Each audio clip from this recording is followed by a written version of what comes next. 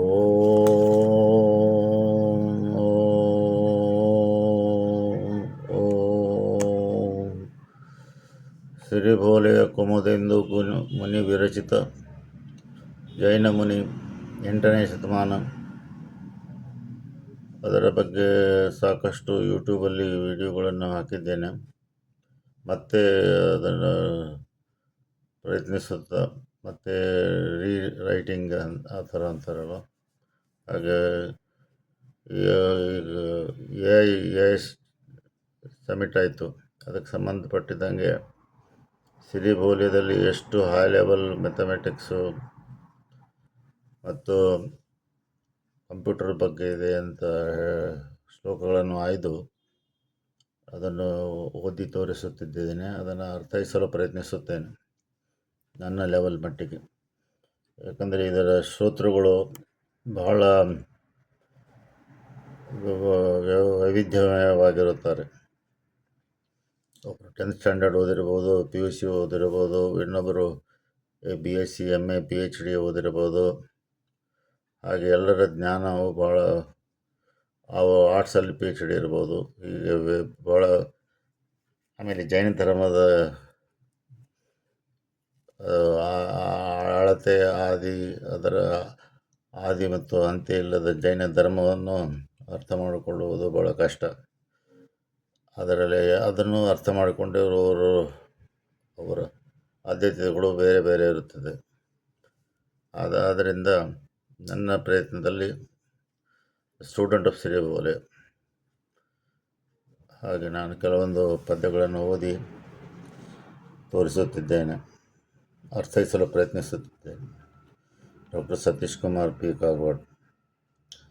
ತನುವನ್ನು ಆಕಾಶಕ್ಕೆ ಹಾರಿಸಿ ನಿಲ್ಲಿಸುವ ಘನ ವೈಮಾನಿಕ ದಿವ್ಯ ಕಾವ್ಯ. ಇದೆಂಥ ಕಾವ್ಯ? ಸಿರಿಭೋಲೆ. ತನುವನ್ನು ಆಕಾಶಕ್ಕೆ ಹಾರಿಸಿ ನಿಲ್ಲುವ, ಈ ದೇಹವನ್ನು ಅಣಿಮ ಲಗಿಮ ಸಿದ್ಧಿಯಿಂದ ಆ ಆಕಾಶಕ್ಕೆ ಹಾರಿಸಿ ನಿಲ್ಲಿಸುವ ಘನ ವೈಮಾನಿಕ ದಿವ್ಯ ಕಾವ್ಯ. ವಿಮಾನದ ಥರ ಆಕಾಶಕ್ಕೆ ಹಾರಿಸುವ ಕಾವ್ಯವೆಂದು ಒಂದರ್ಥವಾದರೆ, ವಿಮಾನವನ್ನೇ ಈಗಿನ ವಿಮಾನದ ಅರ್ಥದಲ್ಲಿ ಏರೋಪ್ಲೇನ್, ವೈಮಾನಿಕ ದಿವ್ಯ ಕಾವ್ಯ. ಮನಸ್ಸನ್ನು, ದೇಹವನ್ನು ಅಣಿಮಾಲಗಿಮ ಸಿದ್ಧಿ ಮಾಡಿದ ಅಷ್ಟಸಿದ್ಧಿ ನವನಿಧಿಗಳನ್ನು ಗಳಿಸಿದಾಗ ದೇಹವನ್ನು ಆಕಾಶದಲ್ಲಿ ಆಕಾಶಗಮನ ಮಾಡುವುದು ಏನು ಭಾಳ ಈಸಿ, ಅರ್ಥ ಮಾಡಿಕೊಳ್ಳೋದು ಡಿಫಿಕಲ್ಟ್. ಹಾಗೆ ಪನಸ ಪುಷ್ಪದ ಕಾವ್ಯ, ವಿಶ್ವಂಬರ ಕಾವ್ಯ, ಜಿನರೂಪಿನ ಭದ್ರ ಕಾವ್ಯ. ಇದೆಂಥ ಕಾವ್ಯ? ಜಿನನು ಹೇಳಿದ, ಜಿನನಿಂದ ಪ್ರಕಟವಾದ ಜಿನಧರ್ಮದ ಸರ್ವವಸ್ತುವನ್ನು ಒಳಗೊಂಡ ಸಮೋಸರ್ಣದ ಭದ್ರಕಾವ್ಯ. ಅದು ಸಿರಿಭೋಲೆ. ಪನಸ ಪುಷ್ಪದ ಕಾವ್ಯ, ವಿಶ್ವಂಬರ ಕಾವ್ಯ. ಇದು ವಿಶ್ವಂಬರ ಕಾವ್ಯ. ಪನಸ ಪುಷ್ಪದ ಕಾವ್ಯ. ಪನಸ ಪುಷ್ಪಗಳು 365 ಡಿಗ್ರಿಯಲ್ಲಿಯೂ ಬಿಡುತ್ತವೆ. ಆದ್ದರಿಂದ ಇಲ್ಲಿ ಪನಸ ಪುಷ್ಪದ ಕಾವ್ಯವೆಂದು ಹೇಳಲಾಗಿದೆ, ಕುಮುದೆಂದುವಿನ ಮಾತಿನಲ್ಲಿಯೇ ಹೇಳುವುದಾದರೆ. ಹೀಗೆ ಇದು ತನುವನ್ನು ಆಕಾಶಕ್ಕೆ ಹಾರಿಸಿ ನಿಲ್ಲಿಸುವ ಘನ ವೈಮಾನಿಕ ದಿವ್ಯ ಕಾವ್ಯವೂ ಹೌದು, ಪನಸ ಪುಷ್ಪದ ಕಾವ್ಯವೂ ಹೌದು, ವಿಶ್ವಂಬರ ಕಾವ್ಯ ಹೌದು. ಈಗ ಮುಂದಿನ ಒಂದು ಶ್ಲೋಕವನ್ನು ಓದಿ ಅರ್ಥ ಮಾಡಿಕೊಳ್ಳೋಣ. ಯವೇ ಕಾಳಿನ ಕ್ಷೇತ್ರದಳ ಅಳತೆಯಲ್ಲಿ ಅಡಗಿಸಿ ಅವರೊಳ್ ಅನಂತವ ಸಕಲ ಅಂಕವನ್ನು ನವದಳು ಸವಿಯಾಗಿಸಿ ಪೇಳುವ ನವಸಿರಿ ಇರುವ ಭೂವಲಯ. ಏನಿದು? ಎಂಥ ಭೂವಲಯ? ಯವೇ ಕಾಳಿನ, ಸಾಸಿವೆ ಕಾಳಿನ ಕ್ಷೇತ್ರದ ಅಳತೆಯಲ್ಲಿ ಅನಂತ ಸಕಲ ಜ್ಞಾನವನ್ನು, ಕವನವನ್ನು ಅದರಲ್ಲಿ ಸವಿಯಾಗಿಸಿ ಪೇಳುವ ನವಸಿರಿ ಇರುವ ಭೂವಲಯ.